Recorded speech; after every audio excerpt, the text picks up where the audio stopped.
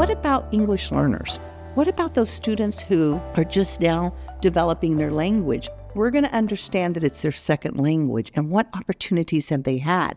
So when you first come to this new language, guess what you're doing? We call it the silent period. It's not really so silent, but what it means is they're taking in this new language and they're trying to figure out how it works. It's not that they're not learning. They're not yet willing to risk-take and speak to you. And then they move into those early production stages where they might speak in 1 or 2 word phrases or answer simple yes and no questions. And then they move into, now I can do some simple sentences. And they get really excited to share because now they are feeling much more confident because you have set up that environment. And then we say they move into the intermediate stage where now they're really conversing, they're engaging, they're going beyond the simple sentences, they're speaking in more complex sentences. And finally, they get to the advanced stage where we say it takes about 5 to 7 years to get to that advanced language stage where they can communicate beautifully in this new language, and it's equal to their monolingual English-speaking peers. So we've got to be patient, but we've got to be monitoring that second language acquisition.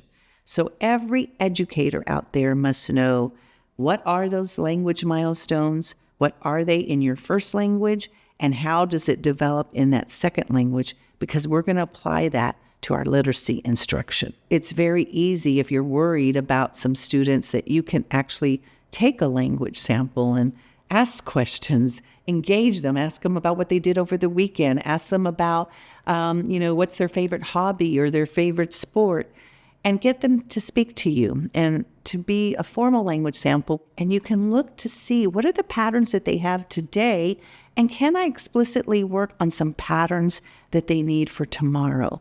And when I walk into classrooms, I see a lot of opportunities for students, sentence builders, sentence starters, but we need to get to the root of why aren't they speaking in complete sentences? What skills do they have? What does that syntax look like in their language? What does it look like in this second language? And how can I build upon that?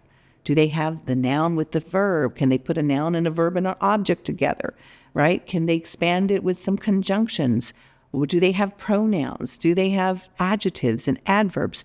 That's taking it from a very systematic and explicit approach. And that's what we do when we work with children that struggle with building those language skills. We do it in a very systematic way. And I gave you what those milestones were.